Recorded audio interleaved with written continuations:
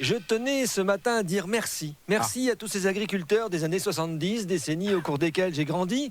Et grâce à eux, un monde infini de saveurs s'est ouvert devant moi. Ah bon? Déjà, nourrisson, il y avait plus de composants de synthèse dans mon lait maternisé que dans du carburant.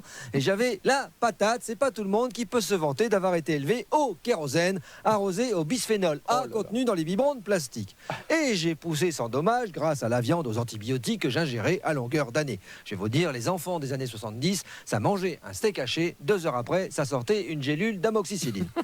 Maintenant, je suis grand et des pesticides, j'en prends à l'apéro. Voilà, je m'en mets même pas de glaçons, moi c'est sec. Direct. Ah oui, j'ai bien essayé de manger de la viande bio une fois, mais une fois digérée, ça sent pas très bon, la viande bio. Et la viande bovine, élevée au soja génétiquement modifié et aux médicaments à haute dose, une fois digérée, ça sent l'antibiotique des enfants à la banane. Eh ben, c'est mieux, voilà.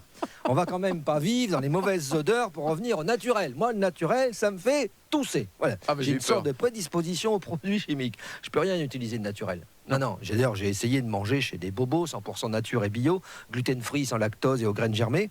Tu rentres chez eux, ça sent comme si on avait roulé une chèvre morte dans du thé vert matcha et du basilic. Déjà, on mange assis en tailleur. Je sais à partir de ce moment-là que pour me relever, il va falloir appeler Bob le bricoleur.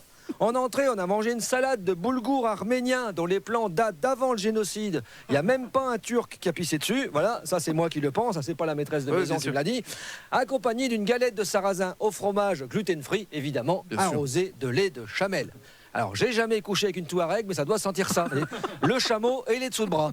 Et en dessert, des petites boulettes de graines de sésame au miel de je ne sais plus quel pays opprimé et qui doit avoir un président qui fait 100% aux élections comme au Front National. Oui. J'ai eu l'impression de manger des boules pour les oiseaux. Voilà. Je suis sorti de là, j'étais en manque de gras et de chimiques. Je me suis rué dans le premier magasin Chuc et je me suis gavé de bonbons qui piquent à la gélatine de porc génétiquement modifiée, à l'acide malique et à l'E102.